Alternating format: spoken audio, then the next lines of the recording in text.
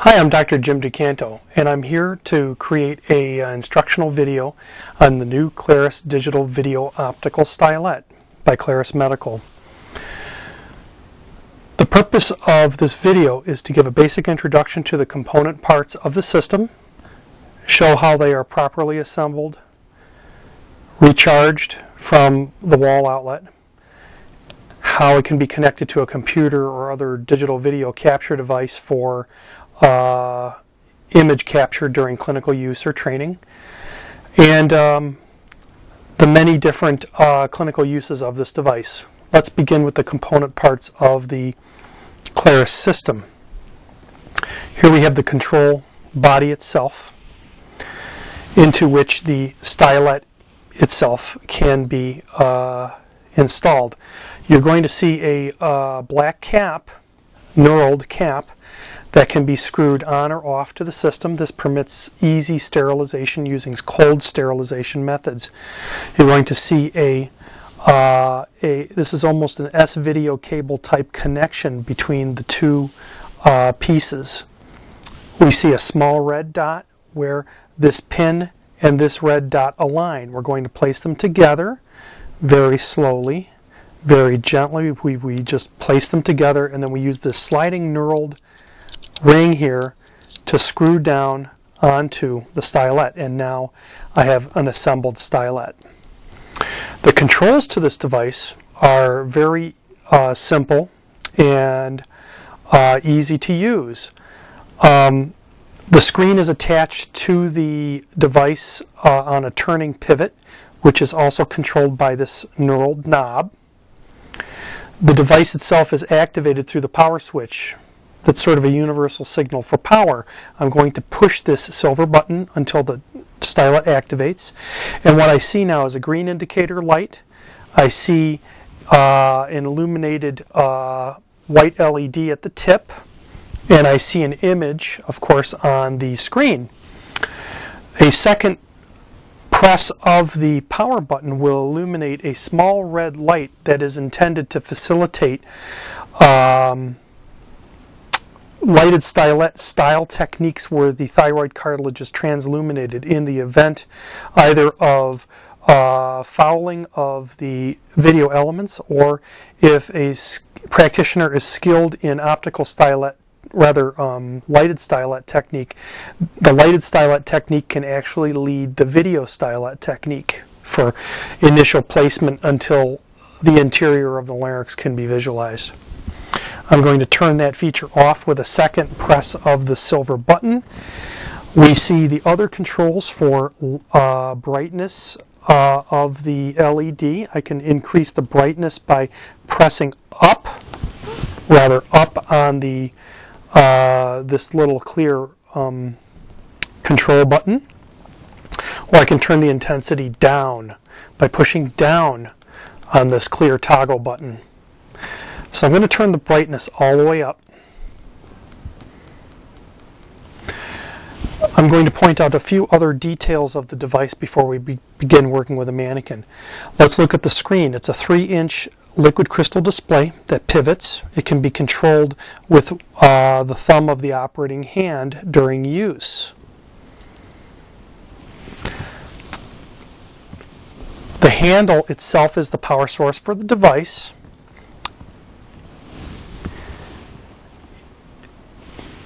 It's possible to export the images during clinical use to an external monitor using the available cables. The available cable has a mini USB type port that plugs into the very, very top of the unit. We're going to plug this in, and you can see that there are actually threads here on the outside of the cable and threads on the inside of the top of the handle. I'm going to plug this mini USB device in, and then I'm going to connect the cable to the handle by a clockwise rotation until the thread is a little bit taut. Now, what I have here is both a charging cable as well as a video export cable. This video export cable is capable of communicating with a computer directly through a mini USB jack or through an audiovisual yellow analog out jack, which is what I prefer because of my the construction of my computer systems. This other jack here is intended for the power source, which comes supplied with a universal power source. This plugs in very easily. And of course, if you are a customer outside of the United States, there are different slide-in appropriate plugs for your region of the world, whether that be in Europe or Asia or in the Middle East or in Africa. What I'm going to do now is ready the system for use with the mannequin. I'm going to plug the cable into an adapter box. I'm going to just show this on video. This is a adapter box that allows me to capture images on my computer. It's a Canopus analog digital video converter. It's been used a bit, so it looks a little bit worn. I'm going to go into a video in port on this converter box, and then I'm going to plug this in through what's called a FireWire connector into my computer. Before I begin the use on the mannequin, let's take a look at tracheal tubes and how they interface with the stylet itself. You're going to notice that this is a 7.5 tracheal tube by Mallinckrodt, and I've deliberately pushed the 15mm connector as deep as it will go into the tube without trimming the tube.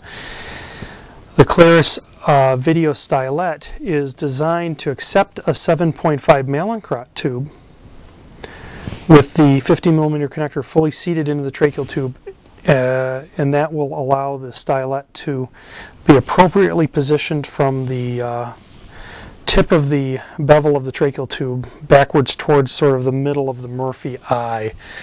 Having the stylet in the center of the Murphy eye, it makes the most sense.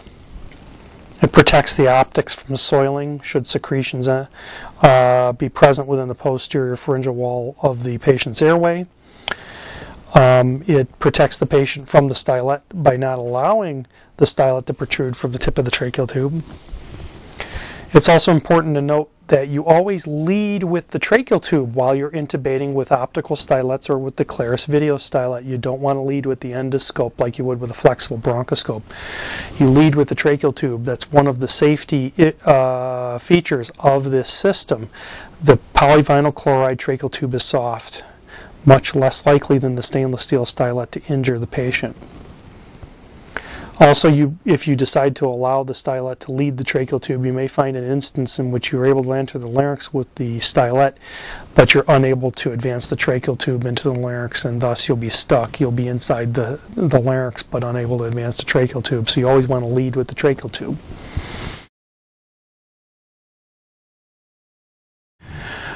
What's important to know about the use of the Clarus video stylet is patient preparation. Let's talk about preparation for intubation. I want my patient's head positioned appropriately. If there are any cervical spine precautions, the patient may need to have their cervical collar on during intubation. What have you. Proper pre-oxygenation is always a prerequisite prior to airway management, whether done with intravenous sedation, general anesthesia, or simply topical anesthesia. We're going to begin by suctioning the patient's airway. Prior to placing the optical stylet, I'm going to demonstrate the traditional Shikani midline technique now. Suction the airway. The first technique I'm going to demonstrate is a midline approach of the optical stylet with a gentle jaw thrust. This would be useful in somebody who's spontaneously breathing. It would be very useful in someone with a relatively easy to manage airway, i.e. the tongue is not too large for the pharynx, because and if you're going to use this on a patient with a difficult airway, it would be best if the patient were breathing on their own to maintain their safety. I'm going to open the mouth and I'm going to look into the mouth. I'm going to maneuver the tracheal tube around the base of the tongue, and I'm not going to look at those video elements until I get the tip of the scope around the base of the tongue. And as I round the base of the tongue, I'm going to need to literally pull the stylet towards me to put the tip of the optical stylet in line with the long axis of the airway. And now we're looking at the larynx. I'm going to back up just a little bit to let the epiglottis fall down so you understand where we are. I'm going to maneuver now under the epiglottis by bringing the stylet down towards the posterior pharyngeal wall. I'm going to rotate cephalad in the sagittal plane, look mostly at my right elbow in this maneuver. My right elbow is moving, bending, almost as if I'm pulling on the lever of a slot machine or a one-armed bandit. I call this the one-armed bandit technique. I'm going to maneuver between the vocal cords until I can see inside the thyroid cartilage and I can see tracheal rings. The removal is just as important as the insertion. I want you to remove the device in the same motion that it went in, but in reverse. The tracheal tube is advanced, the stylet is rotated out in precisely the same manner that it went in. Now we're going to discuss another way to use the Clarus optical stylet, the Clarus video stylet without a laryngoscope. We're going to do something called a retromolar approach. A retromolar approach, in essence, will avoid the mass of the tongue, but in lieu of going in the midline, it goes around the back of the molars, so it avoids the mass of the tongue, so the tip of the stylet ends up coming from the side towards the midline. And then it's rotated into the midline and the patient's intubated. I'm going to reach into the patient's mouth, aiming the stylet towards the lateral cheek, almost as if I'm trying to place a fish hook in the mouth of the patient. I'm going to reach around those posterior molars and rotate the stylet back towards the